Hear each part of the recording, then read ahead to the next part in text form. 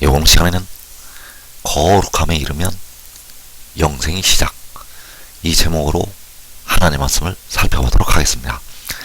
하나님의 백성들이 영생이 시작이 될 때는 거룩함에 이를 때가 되겠습니다. 그래서 이 시간에 거룩함에 이르면 영생이 시작, 이 제목으로 하나님의 말씀을 살펴보도록 하겠습니다. 그래서 고린도전서 15장 40절에서 킹제임스 성경으로 보게 되면, 또한 하늘에 속한 몸들도 있고 땅에 속한 몸들도 있으나 하늘에 속한 것들의 영광이 다르고 땅에 속한 것들의 영광도 다르니라. 하나는 해의 영광이요 또 하나는 달의 영광이며 또 다른 하나는 별들의 영광이니, 이는 영광에 있어서 한 별이 다른 별과 다르기 때문이라. 죽은 자들의 부활도 이와 같으니 썩을 것으로 심겨서 썩지 아니하는 것으로 일으켜지며, 수치로 심겨서 영광된 것으로 일으켜지며, 약한 것으로 심겨서 능력 있는 것으로 일으켜지며, 육신의 타고난 몸으로 심겨서 영적인 몸으로 일으켜지느니라. 육신에 타고난 몸이 있고 또 영적인 몸이 있느니라. 자, 여기에서 바울 사도는 육신에 타고난 몸이 있고 영적인 몸이 있다고 말씀을 하셨습니다. 그래서 육신에 타고난 몸은 바로 우리 현재 썩어질 몸, 바로 무덤으로 들어가는 몸이 육신에 타고난 몸이 되겠고, 영적인 몸은 썩어지지 아니하는 하늘에 속한 영광이 되겠습니다. 그 영적인 몸은 하늘에 속한 몸이 된다는 것.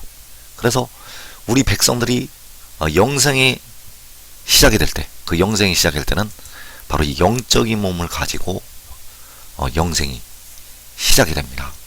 그래서 그 하늘에 속한 그 몸으로 변화가 될 때 수치로 심겨서 영광된 것으로 일으켜진다고, 또 약한 것으로 심겨서 능력 있는 것으로 일으켜진다고 말씀을 하셨습니다.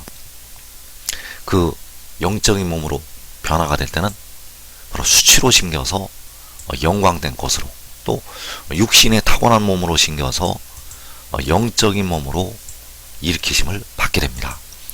그래서 영적인 몸으로 일으켜질 때 바로 그 의의 나무들이 영광의 몸을 입게 됩니다. 그 의의 나무들이 영광의 몸을 입게 되는데, 그 의의 나무들은 바로 지혜를 얻어서 이 시험의 때를 면하는 유다 지파의 지도자들이 되겠습니다. 그래서 이사 61장 3절에서 시온에서 슬퍼하는 자들을 정하여 그들에게 제 대신 아름다움을, 슬픔 대신 기쁨의 기름을, 무거운 영 대신 찬양의 의복을 주어 그들로 주의 심으신 의의 나무들이라 불게 하여 주께서 영광을 받으시려는 것이라. 자, 여기에서 그 의의 나무들로 하여금 주께서 심으신 의의 나무들이라 불리게 하신다고 말씀하셨습니다. 그래서 이 의의 나무들이 이제 영광의 몸으로 변화가 되는데, 바로 유다의 유다 지파의 지도자들로 세우심을 이들이 받게 됩니다. 그래서 이어지는 6절에서 그러나 너희는 주의 제사장이라 불릴 것이요 사람들이 너희를 우리 하나님의 일꾼들이라 부를 것이라. 너희가 이방인들의 재물을 먹을 것이며 그들의 영광으로 너희가 너희 스스로를 자랑하리라. 이는 너희의 수치로 인해 배나 가질 것이며 치욕으로 인해 그들은 그들의 분깃을 즐거워할 것이니, 그러므로 그들이 그들의 땅에서 배나 차지할 것이요 영원한 기쁨이 그들에게 있게 되리라. 자, 여기에서 의의 나무들이 그들의 수치로 인해서 배나 가질 것이라고 말씀을 하셨습니다. 그래서 수치로 심겨져서 영광된 것으로 일으켜진다고 말씀하셨습니다. 그래서 그 의의 나무들이 수치로 인해서, 너희의 수치로 인해서 배나 가질 것이라고 말씀을 하신 것이 바로 그들의 수치로 인해서 영광된 것으로 일으켜질 것을 말씀을 하신 것이 되겠습니다. 그래서 너희의 수치로 인해 배나 가진다고 그 의의 나무들을 향해서 말씀을 하셨는데, 하나님께서 그 지혜를 이제 영화롭게 하시고 그 지혜로 말미암아 그 의의 나무들과 하나님의 백성들을 영화롭게 하시게 됩니다. 그래서 그 아들을 영화롭게 하실 때 그 아들에게 기름을 부으시게 됩니다. 시편 45편 7절에서 왕은 정의를 사랑하고 악을 미워하시니 그러므로 하나님 곧 왕의 하나님이 즐거움의 기름을 왕에게 부어 왕의 동료보다 뛰어나게 하셨나이다. 왕의 모든 옷은 모략과 침향과 육개의 향기가 있으며 상하궁에서 나오는 현악은 왕을 즐겁게 하도다. 자, 여기에서 하나님께서, 바로 왕의 하나님께서 기름을 왕에게 부으시게 되면 왕의 모든 옷에서 모략과 침향과 육개의 향기가 있다고 말씀을 하셨습니다. 그 왕에게 기름을 부으시게 되면 왕의 옷에서 향기가 나게 됩니다. 그리고 하나님께서 그 어린 양의 그 왕의 신부들에게 역시 아름다운 옷을 입혀 주시게 됩니다. 계시록 19장 7절에서 어린 양의 혼인 기약이 이르렀고 그의 아내가 자신을 준비하였으므로 그에게 빛나고 깨끗한 세마포 옷을 입도록 허락하셨으니 이 세마포 옷은 성도들의 옳은 행실이로다 하더라. 자, 여기에서 어린 양의 혼인 기약이 이르렀고 그의 아내가 자신을 준비하였다고 말씀하고 있습니다. 그래서 그 어린 양의 아내가 바로 지혜의 아내가 되겠고, 이들에게 하나님께서는 빛나고 깨끗한 세마포 옷을 입혀 주시게 됩니다. 그래서 이 빛나고 깨끗한 세마포 옷을 입는 하나님의 백성들, 그들이 바로 하나님의 나라를 유업으로 받는 택하신 이스라엘이 되겠습니다. 그 이스라엘에게 하나님께서는 빛나고 깨끗한 세마포 옷을 입게 하신다는 것. 그래서 그 의의 나무들이 수치로 인해서 배나 가질 것을 이사 61장에서 말씀을 하셨습니다. 그래서 하나님께서, 바로 왕의 하나님께서 즐거움의 기름을 왕에게 부으시게 되는데, 그 기름을 왕에게 부으실 때 이제 백성들에게 영생이 시작이 됩니다. 그래서 가장 먼저 그 의의 나무들이 이 영생을 얻는데 들어가게 됩니다. 시편 133편 2절에서 머리에 있는 보배로운 기름이 수염 곧 아론의 수염에 흘러서 그의 옷깃까지 내린 것 같고 헐몬의 이슬이 시온의 산들에 내린 같도다. 거기서 여호와께서 복을 명령하셨나니 곧 영생이로다. 자, 여기에서 그 머리에 있는 보배로운 기름이 나타나고 있는데, 그 머리에 있는 그 보배로운 기름이 바로 왕의 하나님께서 왕에게 부으신 즐거움의 기름을 가리키고 있습니다. 그래서 그 머리에 있는 보배로운 기름이 수염, 곧 아론의 수염에 흘러서 그의 옷깃까지 내린 것 같다고 말씀을 하셨습니다. 그래서 이 기름이 이제 그 옷깃까지 내려서 시온의 산들에 내리게 됩니다. 이 머리에 있는 보배로운 기름이 왕에게 부으시는 즐거움의 기름이 되겠는데, 그 즐거움의 기름이 바로 이슬이 되어서, 헐몬의 이슬이 되어서 시온의 산들에 내리게 됩니다. 그래서 헐몬의 이슬과 이 보배로운 기름, 바로 일곱 눈을 가리키고 있고, 하나님께서 마지막 날에 부으시는 하나님의 일곱 영을 말씀을 하고 있습니다. 그래서 헐몬의 이슬이 시온의 산들에 내린 같도다. 자, 이 시온의 산들이 바로 의의 나무들이 되겠습니다. 그래서 바닷물이 솟아나고 뛰놀 때 산들이 흔들리게 되는데, 이 시온의 산들은 두려워하지 않는 의의 나무들이 되겠고, 그 시온의 산들은 흔들리지 않는 바로 의의 나무들이요, 유다의 지도자들이 되겠습니다. 그래서 시온의 산들이 바로 의의 나무들이 되어지게 되고, 헐몬의 이슬이 바로 생명수 샘물이 시온의 산들에 내리게 됩니다. 그래서 거기서 여호와께서 복을 명령하셨다니 곧 영생이라고 말씀을 하셨습니다.